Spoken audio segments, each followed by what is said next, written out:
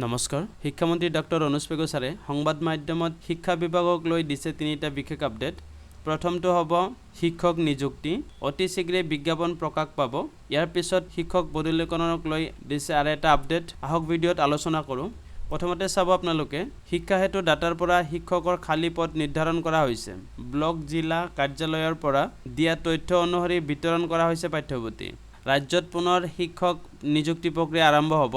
আজি এই কথা ঘোষণা কৰে শিক্ষামন্ত্ৰী ডক্টৰ অনুজ পেগুৱে। শিক্ষা বিভাগৰ দায়িত্ব লাভৰ পাছতে যোৱা সময়ছোৱাত বিভাগটোৰ কেইবাখনো পৰ্যালোচনা বৈঠক অনুষ্ঠিত কৰে। পেপাৰ কাটিঙৰ 13 নম্বৰ পৃষ্ঠাটোত দিয়া হৈছে। শিক্ষামন্ত্ৰীগৰাকীয়ে নিযুক্তিৰ প্ৰসংগত আজি সংবাদ মাধ্যমৰ আগত কয়, ইতিমধ্যে শিক্ষকৰ কিমানটা পদ খালী আছে সেই তথ্য শিক্ষা হেতু ডাটাৰ পৰা লাভ কৰা হৈছে। খালী পদসমূহ পূৰণ কৰাৰ ক্ষেত্ৰত বিভাগে এইবাৰ কিমান সংখ্যক শিক্ষকে অৱসৰ গ্ৰহণ কৰিব সেই বিষয়টোতো গুৰুত্ব দিব লাগিব। দৰাচলতে নিযুক্তিৰ বিজ্ঞাপন প্ৰকাশ হোৱাৰ পৰা নিযুক্তি লাভ কৰালৈ এক দীঘলীয়া সময় প্ৰয়োজন হয়। এই সময়ছোৱাত বহু লোকে অৱসৰ গ্ৰহণ কৰে আৰু বহু পদ খালী হৈ পৰে।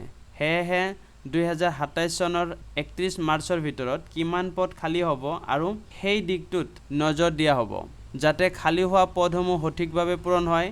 তাৰ বাবে 31 মাৰ্চৰ দিনটোক লৈ গুৰুত্ব আৰোপ কৰা হৈছে। 31 মাৰ্চৰ আগতে এটা নিযুক্তি হ'ব, এইটো কথাৰ পৰা স্পষ্ট হৈছে।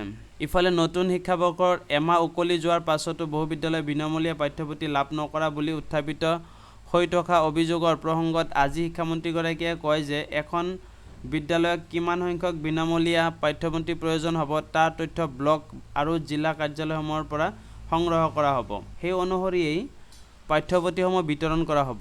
শেহতীয়াকৈ পাঠ্যপুথি লাভ নকৰা বুলি যি অভিযোগ উঠিছে সেই বিষয়সমূহ পৰীক্ষা কৰা হৈছে। দেখা গৈছে যে বহু বিদ্যালয়ে শিক্ষা হেতুৰ জৰিয়তে দিবলগীয়া তথ্য সঠিকভাৱে দিয়া নাই।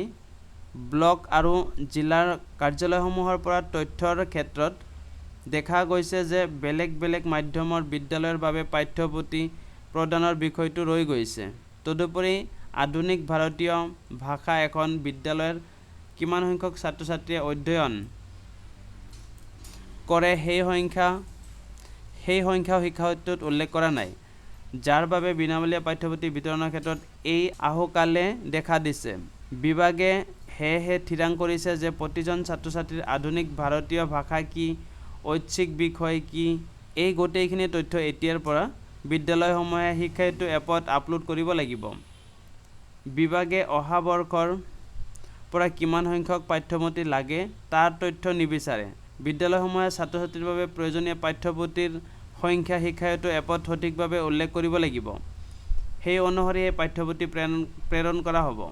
অৰ্থাৎ এখন বিদ্যালয়ৰ প্ৰধান শিক্ষকে তেওঁৰ বিদ্যালয়ৰ ছাত্ৰ ছাত্ৰীৰ বাবে কি পাঠ্যপুথিৰ প্ৰয়োজন, কিমান সংখ্যক পাঠ্যপুথিৰ প্ৰয়োজন সেয়া শিক্ষা হেতু এপত দিব লাগিব আৰু এই তথ্য অনুসৰিহে বিনামূলীয়া পাঠ্যপুথি যোগান ধৰা হ'ব।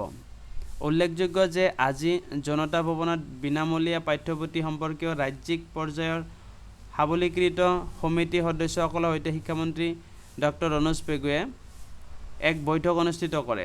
এই বৈঠকত 2027-28 শিক্ষাবৰ্ষৰ আৰু 2026-27 বিত্তীয় বৰ্ষৰ বাবে বিনামূলীয়া পাঠ্যপুথিৰ কাগজ ক্ৰয়, মুদ্ৰণ, পৰিবহণ আৰু বিতৰণ সম্পৰ্কীয় গুৰুত্বপূৰ্ণ বিষয়সমূহ আলোচনা কৰা হয়।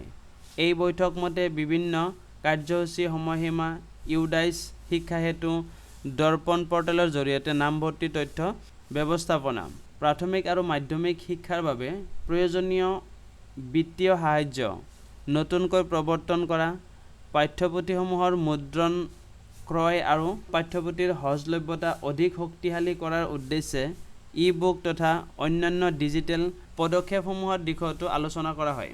এনেকুৱা ধৰণৰ শিক্ষামূলক ভিডিঅ' পাবলৈ চেনেলটো ছাবস্ক্ৰাইব কৰি ৰাখিব আৰু কাষত থকা বেল আইকনটো দবাই ল'ব।